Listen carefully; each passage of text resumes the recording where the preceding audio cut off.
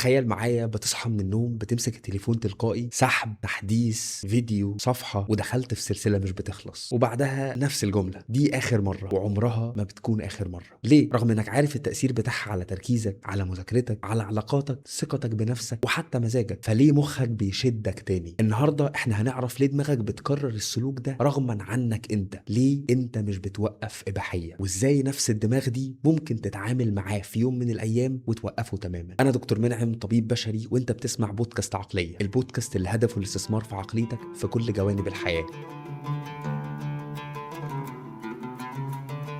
الحلقة بتاعت النهاردة مجمعة من أبحاث علمية قوية في مجال علم الأعصاب وعلم النفس السلوكي ودوائر الدوبامين وتأثير الشاشات على الدماغ. وهنتكلم إيه اللي بيحصل في دماغنا أصلا وقت مشاهدة الإباحية، ليه مش بتعرف توقف رغم كل المحاولات دي، تأثير الإباحية على دماغك وعلاقاتك، وأخيرا بلا فلسفة ولا كليشيهات، خريطة علمية ممكن توقف بيها إدمان الإباحية للأبد. بس قبل ما نبدأ، طلب وحيد. الحاجة الوحيدة اللي هتساعدنا إننا نكمل في إننا نقدم البودكاست ده بشكل مجاني عشان يساعدك تكون أحسن في حياتك، هو إنك تضغط على زر السبسكرايب وتساعدنا نوصل ل 500 ألف قبل نهاية السنة. يلا نبدأ. أول حاجة، لو في حل واحد ذكي عشان تحل بيه أي مشكلة في العالم، هو إنك مش تروح تسد الفجوات وخلاص. تقعد الأول وتفهم هو إيه اللي بيحصل وقت المشكلة، فالبديهي أما عطله المشكلة تتحل. فإيه بيحصل في دماغنا وقت مشاهدة الإباحية؟ أول حاجة، إن واحدة من الميسكونسبشنز اللي إحنا متوقعينها إن الدوبامين هو المتعة نفسها، ولكن الأساس العلمي إن الدوبامين هو توقع المتعة. وده اللي مثبت في دراسات كتير أهمها ستانفورد يونيفرسيتي، اللي بتقول إن الدوبامين هو إشارة بتقول لدماغك اعمل كده تاني، مش هي المتعة نفسها. والدراسة اللي اتنشرت في ستانفورد جابوا مجموعة من الناس وعرضوهم لحاجات مختلفة، مجموعة للأكل، ومجموعة للموسيقى، ومجموعة للمحتوى الجنسي. ولقوا إن المحتوى الجنسي عمل أعلى معدل لإفراز الدوبامين بنسبة وصلت 200% فوق الطبيعي، وده اللي قريب جدا من نسب المخدرات الخفيفة زي النيكوتين. والرقم المهم إن الإباحية واحد من أعلى المحفزات الفورية للدوبامين عند البشر. الحاجة التانية اللي بتفسر ده هي ظاهرة اسمها ظاهرة التصعيد أو الاسكليشن. دراسة اتعملت في كامبريدج يونيفرسيتي، ولاحظ أسماء الجامعات اللي أنا جايب منها مصادر الحلقة. الدراسة دي اتعملت على 19 راجل عندهم سلوك إدماني للمحتوى الجنسي، وتم تصوير المخ وهو بيشاهد المحفزات، والنتيجة إن مناطق المكافأة بتشتغل قوية جدا أول مرة، ومع الوقت الاستجابة بتقل، فالمخ يبدأ يدور على ستيميلس أو محفز تاني أقوى، والمستخدم بيبدأ يتنقل لمحتوى أغرب وأعنف عشان يوصل بس لنفس الإحساس اللي حسه أول مرة. وده اللي بيسموه العلماء desensitization أو فقدان الحس. وفي الدراسة دي قالت إن أكتر من 80% من الناس اللي بيشاهدوا المحتوى الجنسي احتاجوا محتوى أكثر تطرفا عشان يوصلوا لنفس النتيجة الأولانية، و60% قالوا إن نفس المحتوى بعد أسابيع قليلة ما بقاش ليه أي نتيجة. أما السبب الثالث يا صديقي، إن دماغك بيسجل كل حاجة فيما يعرف بالميموري انكودنج. وما اتعملت دراسة فيها 300 نوع من الصور، منها صور عادية ومنها صور فيها محتوى جنسي صريح، وكانوا بيعملوا MRI للدماغ، لقوا إن المخ خزن المحتوى الجنسي 3 مرات أقوى من المحتوى العادي، واحتفظ بيها في الذاكرة البصرية لمدة أطول. لقوا كمان استرجاعها كان أسهل بكتير حتى من غير وجود محفز. وده بيوضح ليه المشاهد الغريبة دي بترجع في دماغك لوحدها. كل الأسباب دي بتخلي إن المحتوى الجنسي مختلف تماما عن أي محفز أنت ممكن تشوفه أو تتفرج عليه. وده سبب قوي بيوضح إنك مش دايما أنت بتكون ضعيف عشان مش قادر تبطل المحتوى ده. لكن خلينا أشرح لك بشكل أكتر تفصيلا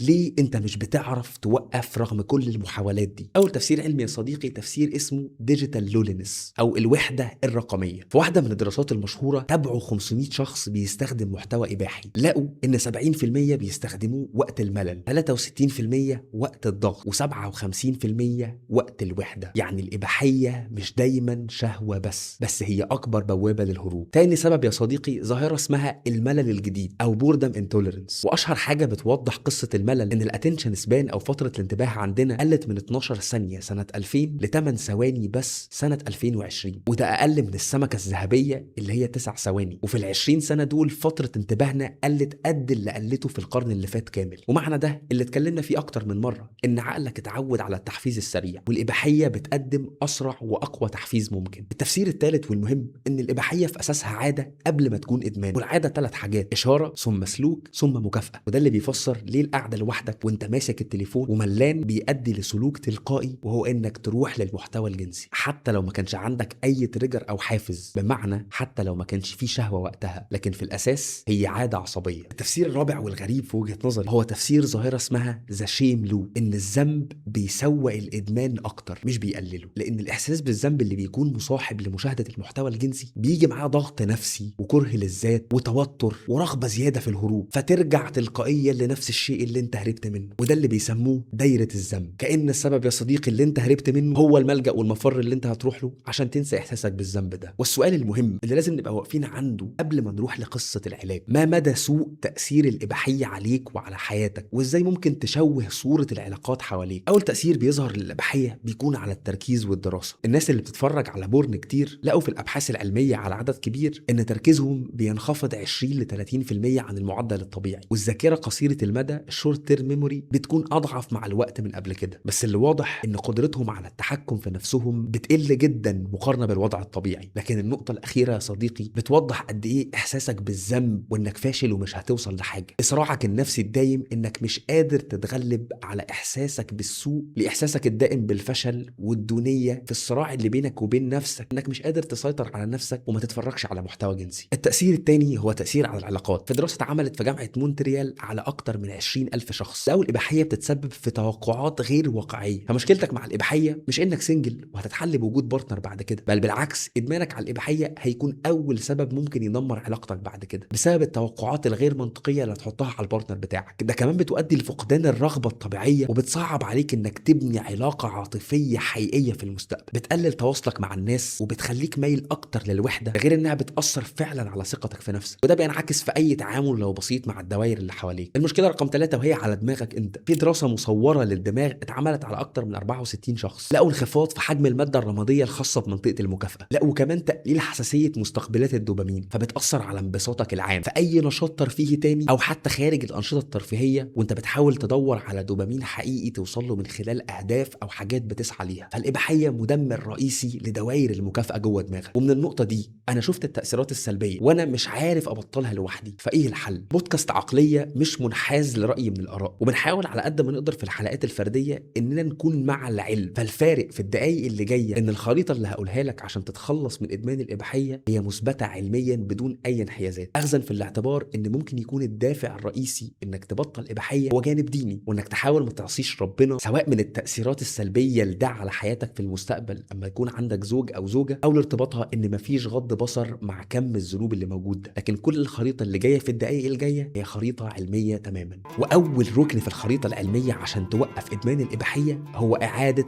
ضبط الدوبامين، دوبامين ريست، صيام الدوبامين. ودايما لما بنقول في صيام الدوبامين أساسها ظبط نومك، لأن النوم أكتر حاجة بتأثر على الاتزان والتركيز، ومن غيره سهل تستسلم لأي حاجة من المثيرات اللي بتقابلها. تاني حاجة شيل مصادر الإغراء من الدوائر اللي بتتعامل فيها في يومك. تالت حاجة زود الحاجز بينك وبين الوصول للمواقع دي، فاستخدم بلوكرز تمنع لك ظهور أي صور على محتوى عادي بتستخدمه أو تصعب عليك كل مرة بتحاول توصل فيها للمواقع دي. تاني حاجة كسر العادة، breaking the habit loop، حاول تكسر النمط اللي كل مرة بيؤدي لك لنفس النتيجة، لأن قلت لك من شوية إن أساس الإباحية هي عادة قبل ما تكون إدمان، وده إنك تراقب نفسك. أول ما تحس إنك لوحدك كلم صاحبك، أول ما تحس إنك ملان امشي 10 دقايق، أول ما تحس إنك عندك قلق ممكن تروح تعمل أي أكتيفيتي يقلل لك القلق. لكن بما إنها عادة فكل لما يجي لك إشارة من دي سواء وحدة ملل أو قلق اوعى تستسلم للي بعد كده السلوك عشان توصل لنفس النتيجة اللي بتوصل لها كل مرة، لكن اكسر الدايرة، وكل لما تحس بمؤثر من دول اعمل حاجة مختلفة عن الطبيعي. رقم 3 ما تصعبش البار على نفسك، ولازم تتغير النهاردة وتدوس على الزرار فيكسر كل حاجة موجودة جوه دماغك وبتعملها بقالك سنين. حط خطة لمدة شهر، لمدة شهرين أو لمدة 3 يكون فيها مجموعة من الحاجات اللي بتقلل لك التحفيز للمحتوى الجنسي، بحيث تبقى حاجة واقعية قادر تلاحظ فيها تقدم ولو حتى بسيط، والتقدم ده اللي مع الوقت هيشجعك لحد ما توصل للنتيجة اللي انت عايزها. رقم 4 واحدة من الحاجات اللي بيستخدموها في الCBT وهي تكنيك مهم جدا، اكتب التريجرز اللي بتوصلك لحالة بتسهل ليك انك تشاهد المحتوى الجنسي، يعني امتى وفين وايه اللي بيستثيرك لحاجة زي كده، لوحدك ولا وسط مجموعة، لان زي ما قلت لك الوعي بالمشكلة هو اول خطوة في طريق العلاج. وكل لما تبقى عارف تريجر من دول وتبقى عارف ان ممكن تريجر منهم وانت لوحدك او قلقان او متضايق يوصلك لإشارة تبدأ بيها العادة بتاعتك، اكسر الدايرة واعمل وقتها حاجة مختلفة. الحاجه رقم 5 يا صديقي، ما تحاربش دماغك وافهمها. اللي موجود جوه دماغك واتعمل على مدار سنين ده تكوين بقى موجود جوه دماغك، وتغيرات يمكن حصلت في ماده الدماغ نفسها، مش حاجه ارادتك لوحدها هتتغلب عليها. وصفك لنفسك بانك ضعيف وانك ما تقدرش تتغلب على حاجه وانك عمرك ما هتنجح وانك عمرك ما هتبطل الشيء ده هو الحل. اللي موجود جوه دماغك ده نظام بيشتغل وبشكل تلقائي، والمطلوب منك انك تفهمه، تراقبه، وتحاول تغير فيه ولو تغيرات بسيطه. وافتكر تاثير كره التلج، التغيرات البسيطه اللي هتتحدى فيها نفسك في كل موقف وفي كل فرصه وفي كل ستريك ايام هتقعد فيها ما تتفرجش على محتوى جنسي. كل ده مع الوقت هيوصلك لنتيجه واحده، انك فعلا مش هتتفرج على محتوى جنسي مره تانية. فخطوه ورا خطوه مع وعي وفهم وخطه هتقدر تبطل الاباحيه. وعشان ده مش هدف خالص البرنامج بتاعنا، فانا هعمل لك تحدي لمده 30 يوم، والتحدي ده لمده 30 يوم مش 60 ولا 90 يوم، عشان انا محتاج لدماغي احس بتقدم واضح اعرف اعدي منه وما ارجعش فيه اللي كان قبل كده. ومش اسبوع ولا اسبوعين، لان اقل مده عقلك بيعمل فيها دوبامين ريست او اعاده ضبط المصنع بتكون 21 يوم، ودوائر العادات في دماغك بتاخد لها حسب الدراسات من 28 يوم لحد شهر. فالتحدي ده هو تحدي عقليه 30 للتغلب على ادمان الاباحيه. هيكون فيه 12 قاعده بسيطه لازم تطبقهم عشان تكون خرجت من الحلقه دي بشيء مختلف تطلع منه بتاثير حقيقي في حياتك. وكل القواعد اللي موجوده في التحدي هي قواعد علميه، مش مجرد كلام نظري انا بقوله لك. اول حاجه انك هتقلل مشاهده المحتوى القصير او الريلز، لان ده هو اعلى مصدر للدوبامين وبيقلل عندك قدرتك على المقاومه. والقاعده الثانيه انك هتخصص 30 دقيقه بس تستهلك فيها النوع ده من المحتوى، واي دقيقه بعدها تستهلكها في محتوى اطول وليه قيمه وفايده. رقم 3 انك هتحط بلوكر اجباري على كل المواقع اللي انت بتستخدمها عشان يمنع لك ظهور اي محتوى جنسي حتى لو انت مش قاصد. وده مش عشان انت ضعيف، ولكن عشان دي البيئه اللي لازم تبعد فيها المثير عن نظرك عشان ما تروحلوش بسهوله. رقم 4 ممنوع انك تقعد على التليفون بعد الساعه 12 بالليل. تحاول تحط اي بديل ولو حتى بودكاست، بس عشان بالليل ده اكتر وقت للانتكاسه. رقم 5 عود نفسك تمسك الموبايل بايدك الشمال لو انت ايمن، ده بيلخبط التلقائيه اللي بتخلق العاده جوه دماغك. 6 هتخصص لنفسك 20 دقيقه كل يوم تمشي فيهم، لان المشي بيقلل التوتر وبيظبط الدوبامين. رقم 7 كتابه التريجرز يوميا، امتى وفين وليه، ده اهم سبب للسيطره على الوضع بعد كده. رقم 8 ممنوع قاعده لوحدك في اوضه بالليل الا للنوم، لو مش هتنام قوم اعمل اي نشاط تاني. رقم 9 خصص وقت كل يوم تعمل فيه حاجه زي التامل، ده اللي مذكور في الابحاث العلميه وده فعلا ليه تاثير. انت ممكن تبدله انك تصلي ركعتين قبل ما تنام. رقم 10 شغل نفسك بعد الانتكاسه بشكل مباشر، لو وقعت قوم اعمل اي حاجه، كورس كمله، مذاكره، رياضه، عشان تمنع التكرار وان اللحظه دي تخليك افشل نسخه من نفسك. 11 حط بدايل فوريه، يعني اول ما تحس برغبه الاباحيه دش بارد، تمارين ضغط، كلم حد من صحابك، تخرج بره البيت. رقم 12 تفهم ان الادمان مش هيتفك من اول اسبوع، اما تقع ما تركزش على الانتكاسه نفسها، ولكن ركز على عدد الايام اللي عديته من غير ما تنتكس، واليوم اللي هيسقط منك انساه، واما تبص على الشهر من فوق هتفهم حجم الانجاز اللي انت بتعمله في حق نفسك. لو وصلت لهنا فان شاء الله دي تكون بدايه الخطوه انك تبطل ادمان اباحيه للابد. هتلاقي ملخص للحلقه كامل في ملف مجاني في مجتمعات عقليه، وهتلاقي قواعد التحدي في لينك من لينكات وصف الفيديو. وتحدي عقليه 30 للتغلب على ادمان الاباحيه هو التحدي الرئيسي بتاعنا في مجتمعات عقليه للشهر ده. هتلاقي لينك مجتمع تليجرام ولينك مجتمع فيسبوك اللي هيشجعوك انك تكمل في التحدي موجودين في وصف الفيديو برضه. واهم حاجه يا صديقي تقدر تعملها لنا عشان نقدر نكمل اننا نقدم المحتوى ده بشكل مجاني تماما ويساعدك تكون احسن في حياتك بشكل عام، انك تضغط على زر السبسكرايب وتساعدنا نوصل ل 500 الف مشترك قبل نهايه السنه. وحتى نلتقي في حلقه اخرى اتركك في رعايه الله وامنه.